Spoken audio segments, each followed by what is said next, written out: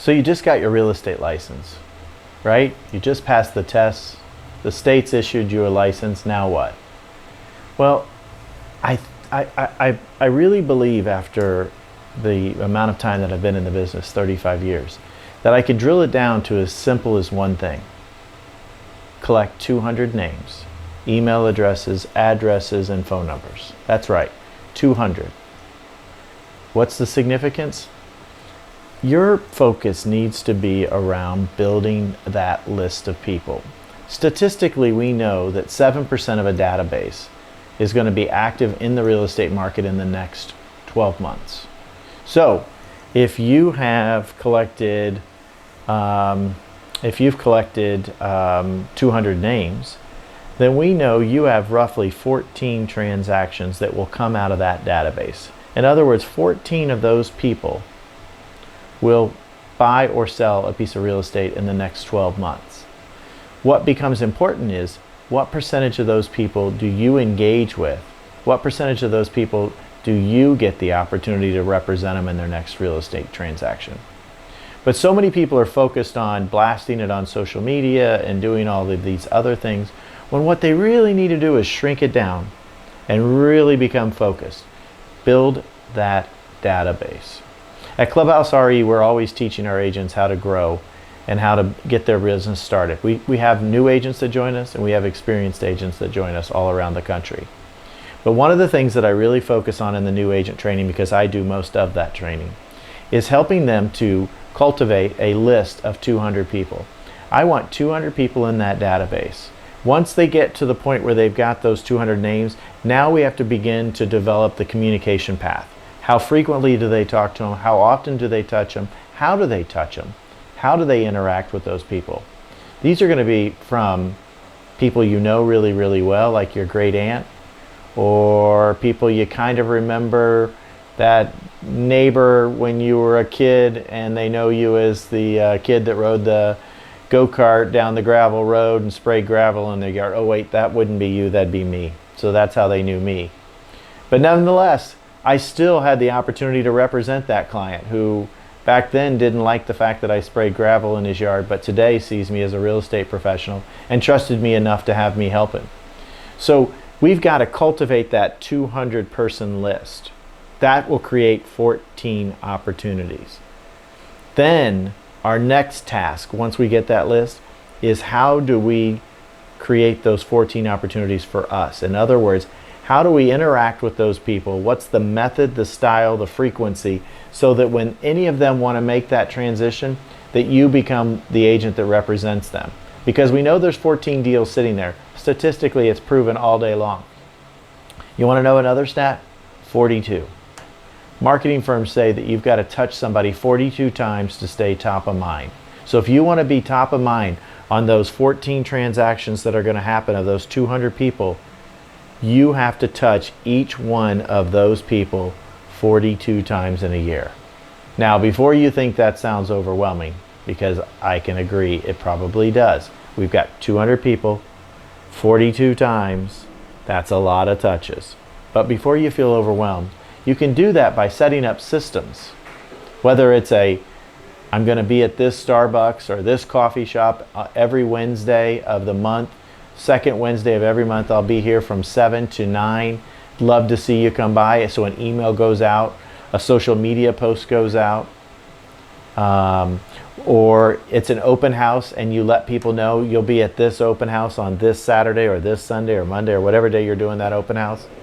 But you're communicating with them in a way that lets them see you as the real estate professional you've become or the real estate professional you already are. So we have to develop that plan of how do we communicate. First and foremost, the most easy way to do it is to find out what channels they use, what social channels that client uses.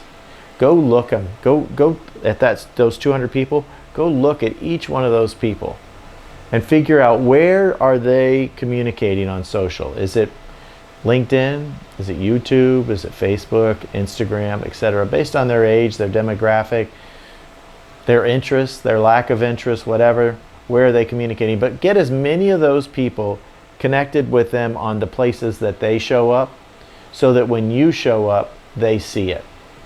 That will eliminate a significant number. And then commit. I don't mean kind of commit. I don't mean partially commit. I mean commit to calling them once a year at minimum. Ideally twice a year, but at once a year. Commit to making that phone call, checking in, saying hi, sharing with them what's going on in your business. Because if they're the neighbor, they still remember you as the young kid, like I said, spraying the gravel. But commit to making that phone call and talking about your business in a way that represents who you are today, so that they can change their perception of you and see you as the professional that you are today.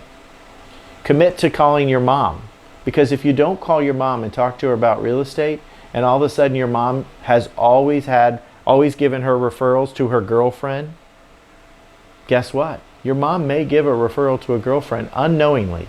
She might just accidentally say, oh yeah, give this person a call, because you never committed to the process of making your mom aware. So commit to that call. Commit to consistency. Find some things that you do or that you should do that would allow you to develop relationships with the type of people that you want to do business with. I have a joke around here, the coffee shop challenge, and I challenge our team members all the time to it.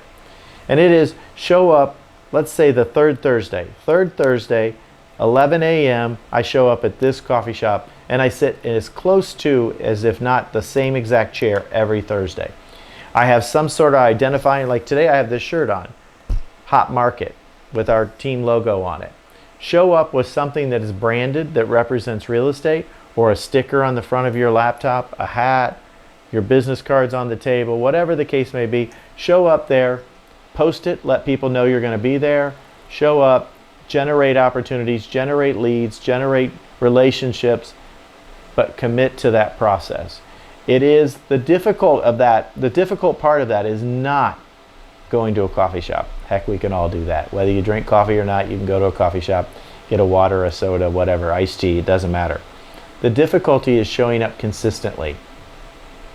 Consistency will be one of the determining factors of how well you do in real estate. The next thing, show up where the type of people are that you want to work with.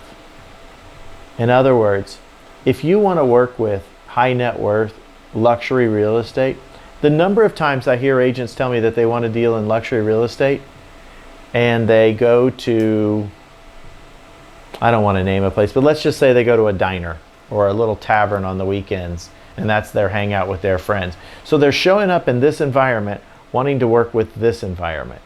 You've got to commit to the process and show up in the places where the clients you're looking for show up. Now, I'm not saying you need to be fake. I'm not saying you need to change your friend group or you need to change your social situation. But if you want to get Ruth's Chris clients, show up at Ruth's Chris. It doesn't have to be Friday. It doesn't have to be Saturday if that interferes. And it doesn't have to cost you anything. You can show up at Ruth's Chris and get an iced tea and sit at the bar and talk to people. Because the last thing you want to do in any of these environments is show up and indulge in adult beverages beyond what you should in order to communicate effectively and professionally. So you can show up at Ruth's Chris and sit at the bar every Wednesday at 6 o'clock and have an iced tea and a I don't know, a shrimp cocktail, let's say. You could show up there and just have an iced tea and talk. But you'll get to know people at that coffee shop or the Ruth's Chris, whatever. You'll get to know the people that surround you, and you'll get to the point where sooner or later it's really, really comfortable and natural almost to just indulge in a conversation with somebody that you don't know. They'll want to know about real estate because everybody wants to know about real estate. Because if you don't know yet, you are in one of the most popular conversation businesses there is. You, brand new, with this new license, what are you going to do? You're going to find that everybody wants to talk to you about real estate, which brings us to our next one. You've got to have an answer, because when people want to know about real estate, your answer has to be something more than, I don't know, I'm new, because that didn't encourage me to do business with you. Oh, I don't know, I've done a couple open houses. That didn't encourage me. It needs to be something based on reality of what's going on in the market. And you need to phrase it in a way that I want more than what you gave me. So one of the things I would suggest, every morning when you get up, ask your ChatGPT or whatever AI tool you're using, what are the 2 or 3 hottest things being talked about in real estate in your city and your state. Look at those, read those, be familiar with them. If you need to do a little more research, do it. But be familiar so that when someone approaches you, you know what to say. Well, that's a handful of ideas that I've got for you. But for those new agents, if you want more information, feel free to reach out to me. I'm happy to help you. You can message me on here. You can just look me up online, Jimmy Doolin. Clubhouse RE is my team name. I'm a team leader with a large team. We're now called an enterprise team with agents, over 140 agents in 20 states. I'd love to help you. If you're interested in a career in real estate, I'd love to talk to you. Until then, have a great day.